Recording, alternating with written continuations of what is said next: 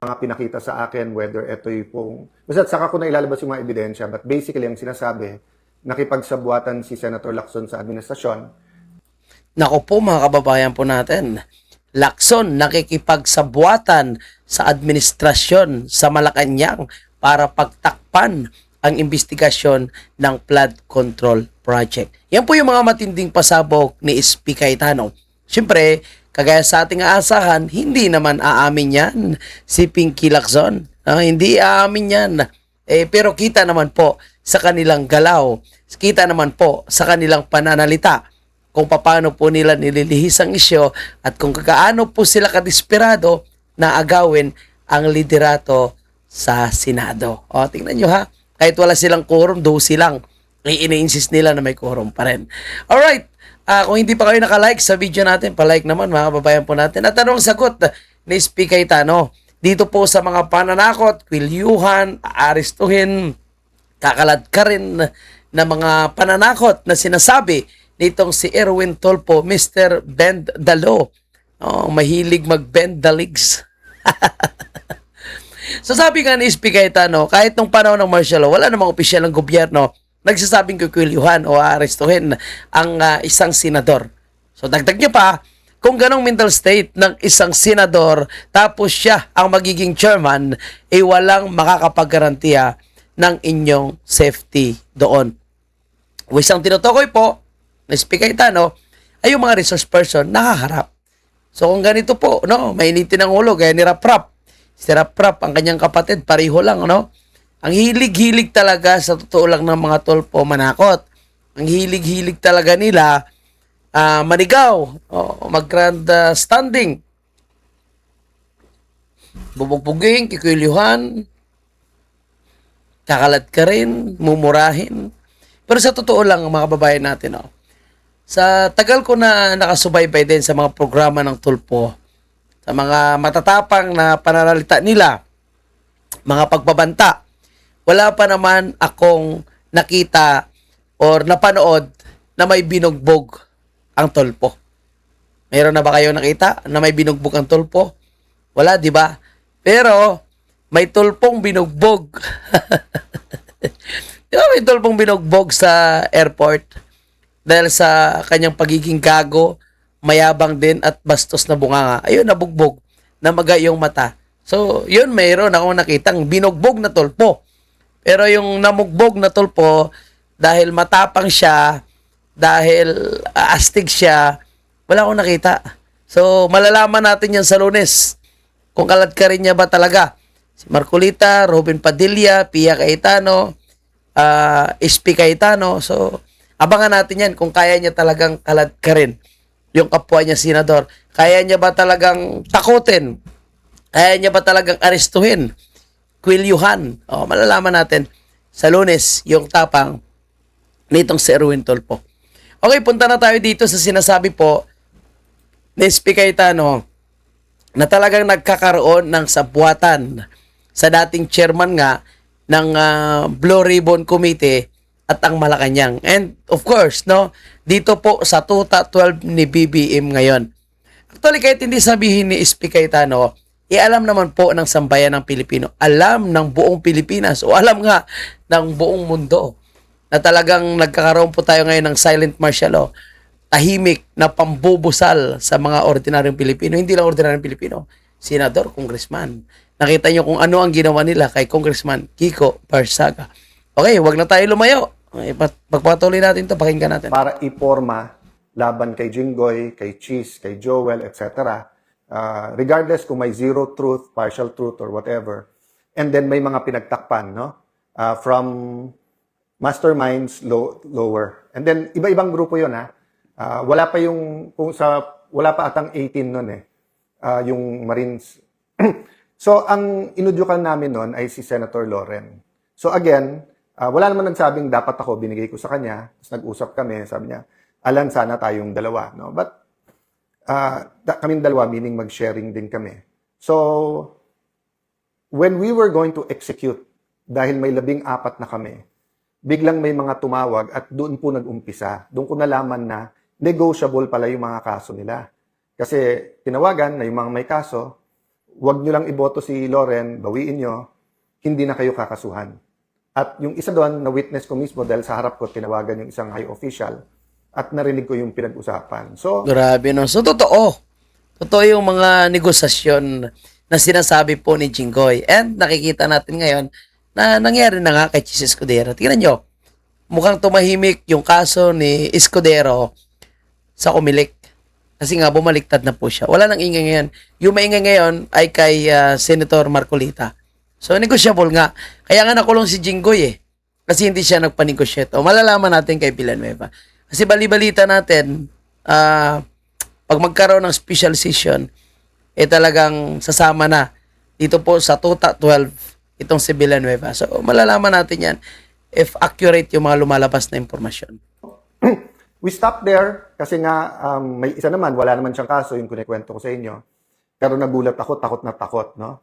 And isang dahilan takot, minsan medyo napitik din siya na baka banggitin ang pangalan niya, although he swears wala naman siya. At doon ko nga nakita na grabe ang leeway ni Senator Lacson na, kasi may sinabi si Senator Lacson doon na parang, hindi, kausapin natin yung mga namamahala kasi yung witness na yan ay hindi credible.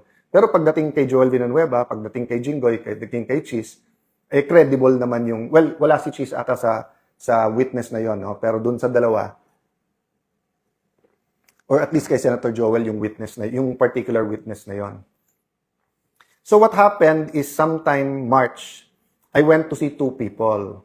No, one is someone not in government, very close to the president, and the other one is very, very high official. Basically, ang sinabi ko, sumunod yung mga kasama ko, hindi naman inelect si Senator Loren, kami tatlo lang ang gusto namin.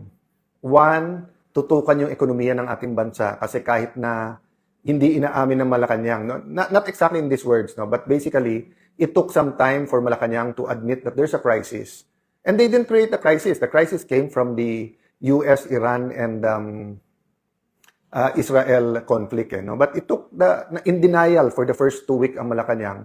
Samantalang every other government in ASEAN, around the world, in Asia, were already pinoporma na nila yung mga contingency plans. Diba? That's why nga, nag-file ako, pero sinabi nila Senator Tito, SP, wag lagyan ng ilang days yung contingency plan ng Malacanang, and then afterwards yung Protect Committee. Ako at mga staff ko nag-draft noon para nga may pressure sa Malacanang na to deal with the economic. Okay, pangalawa, sinasabi na importante impeachment, and sabi na hindi namin papangako boto namin kasi nga we have to do it sa ebidensya. So panay ang tanong sa amin, so you will allow na lumabas yung ebidensya? Sabi, of course, that's part of our job. Eh, hindi namin job ay i-convict o kaya i-acquit na mag-a-act kami as prosecutors or as defense lawyers. Ang trabaho namin mag-judge, no? And then, syempre may magtatanong sa Blue Ribbon. Sabi namin, wala kaming specific target except yung katotohanan. Meaning, there has to be a way that the Blue Ribbon will not be used as a tool laban lang sa kalaban ng mga administrasyon, then mapagtakpan yung totoo. First, at that time, hindi ko pa alam yung main allegations regarding certain Malacanang personalities and going all the way to the top. Of course, marami ng yung Cabral files, yung by March ba, I think nandun na yung Marines, and then also yung Bersamin files. Basta't marami yan, no? So, basically, ang message ko was, malabo namang makabuo kami, pero it's always possible.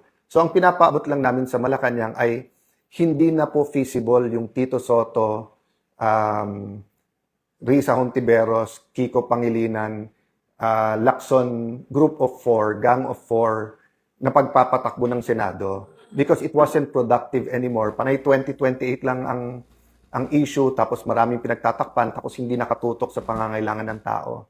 They didn't listen to me. So on May 11, we got the majority. Okay? Hindi namin alam na si Senator Soto mismo, si SP, nagpapasok ng mga NBI at mahigit na 20 ahente nakakalat na sa buong Senate. That's never happened before. They've always coordinated, stayed in one place, and then talked kung paano. Parang kay Senator Jinggoy, napakaayos. Actually, it would have been better kung pinayagan nila ako i-escort sa labas. But nakita nyo maayos.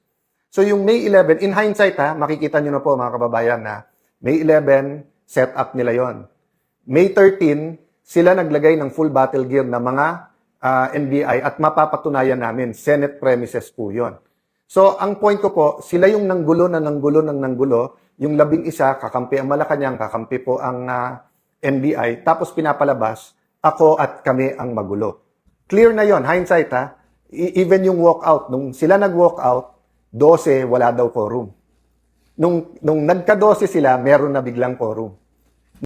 So, yun nga po mga kababayan po natin. Sadyang napakakapal ng kanilang pagmumukha. Binabaliktad yung lahat.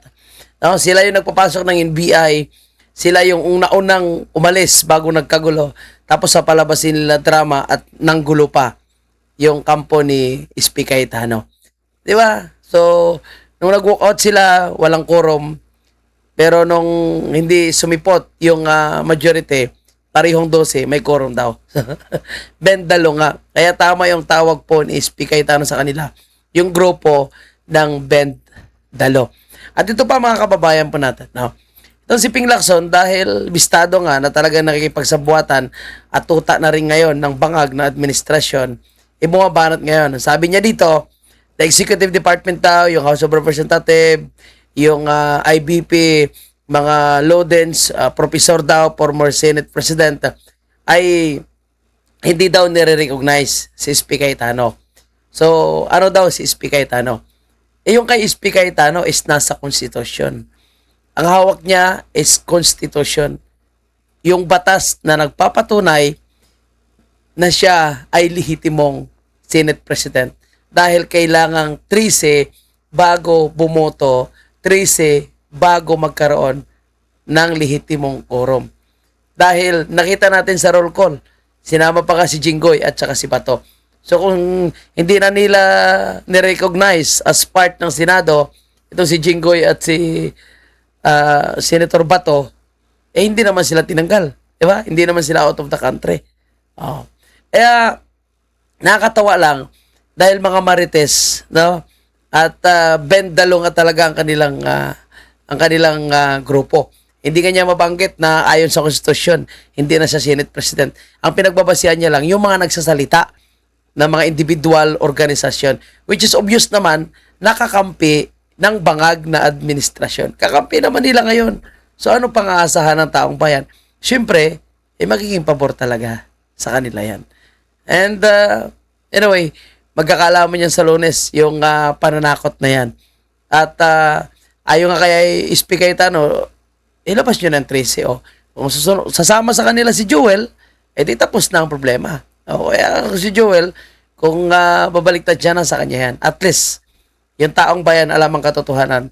At alam ko marami pa sanang pasabog na maririnig tayo sa Marines. Kaso lang, kung si Erwin Tulfo na, ang grupo na ng Bendalo, malamang konting salita lang na Marines na tatamaan sila, ipapakontempt nila yan. Kaya tama yung sinasabi ni SP Cayetano, wala tayong aasahan sa grupo ng Bendalo. Talagang tatakotin nila yan. Ang tanong, tatanggapin na lang po ba ito ng lahat ng mga Pilipino? Ganito na lang, no?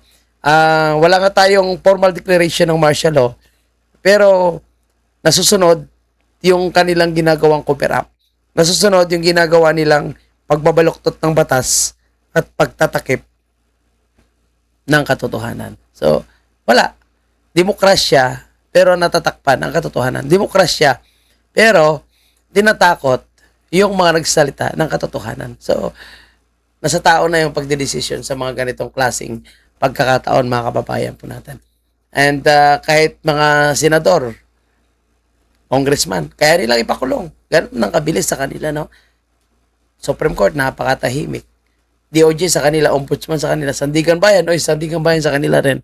Mantakin mo, pati kaso nila sa pagnanakaw ay absuelto na. Kaya sabi ko nga, naisahan yung mga dilaw dito. Kaya salamat sa mga dilawan.